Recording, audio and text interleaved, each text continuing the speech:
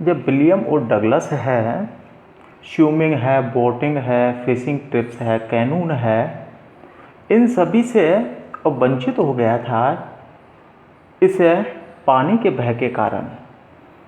लेकिन वह इस पानी के भय पर विजय प्राप्त करना चाहता था और इसीलिए वह सहायता लेता है। देखो, गॉट एंड इंस्ट्रक्टर, उसने एक प्रशिक्षक लिया जो कि ट्रेनिंग देता है स्विमिंग की, एंड लर्न स्विमिंग, और स्विमिंग करना वह सीख गया। उसने एक प्रशिक्षक प्राप्त किया और वह लर्न स्विमिंग और तैरना सीख गया।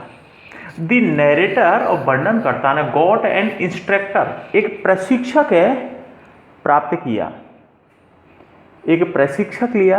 ये वेंट टू ए पूल, और वह एक तरन ताल पर गया। ये प्रैक्टिस, और उस प्रशिक्षक ने अभ्यास कराया 5 days ए वीक, और एक सप्ताह में वह 5 दिन प्रैक्टिस कराता था। ओके, और इसके बाद है एक सप्ताह में 5 दिन, और फिर उसके 1 आवर, और जो भी 1 घंटे कराता था वो। द इंस्ट्रक्टर, और उस प्रशिक्षक ने पुट ए बेल्ट, और एक बेल्ट को बांध दिया था अराउंड हिम, उसके चारों, उसकी कमर के चारों तरफ एक बेल्ट बांध दी उसने। जब वह स्विमिंग पूल में या किसी में नदी वगैरह में प्रैक्टिस कराता था, उसके कमर के चारों तरफ एक बेल्ट बांध दी। ए रोप, और एक रस्सी अटैच टू द बेल्ट, और बेल्ट से एक रस्सी है और वो बांध दी। बैंड थ्रो एक पुली, जो पुली के माध्यम से जाती थी, एक घिरनी के माध्यम से जाती थी। ईच ट्रिप, और प्रत्येक बार एक्रॉस द पुल, और उस तरन ताल के आर पार, और प्रत्येक बार a bit of panic seize, और भय का हिस्सा था उसे गिरफ्त में ले लेता था, अर्थात थोड़ा भय, बहुत जो भय था वो वापस लौट आता था। इट वॉज 3 months बिफोर, और 3 महीने तक the tension begin to disappear, और 3 माह पश्चात है वो तनाव है वो धीरे धीरे कम हुआ। ही, और उस प्रशिक्षक ने टॉट द नरेटर, वर्णनकर्ता को सिखलाया how to put his face under water. देखो, how to put his face under water, कि पानी के अंदर है चेहरे को कैसे रखा जाता है। इन हेल, और जब चेहरा अंदर होता है पानी में तो सांस है बाहर कैसे निकाली जाती है। प्रशिक्षक लिया, वह एक तरन ताल पर गया। उस प्रशिक्षक ने एक सप्ताह में 5 दिन प्रैक्टिस कराई, जो भी 1 घंटे कराता था। और उसने क्या है कि प्रशिक्षक ने वर्णनकर्ता के कमर के चारों तरफ एक बेल्ट बांधी, उस बेल्ट से एक रस्सी को जोड़ दिया, और वो घिरनी के माध्यम से जाती थी। प्रत्येक बार जब वो उस तरन ताल में तैरते हुए और जाते थे, भय का थोड़ा बहुत हिस्सा लौट कर आ जाता था।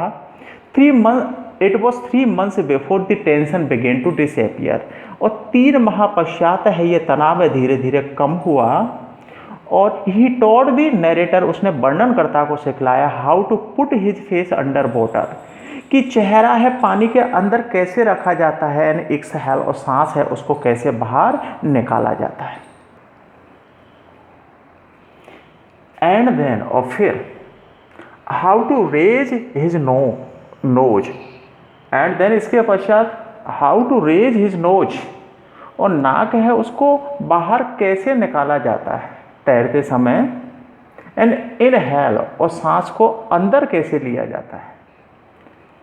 ये रिपीटेड द एक्सरसाइज, और लेखक ने इन एक्सरसाइज को दोहराया hundreds of time, सैकड़ों बार और दोहराया, और प्रत्येक एक्सरसाइज में वो परफेक्ट हो गया। ये तो उसने प्रशिक्षक की सहायता ली थी, प्रशिक्षक का कार्य पूरा हो गया था।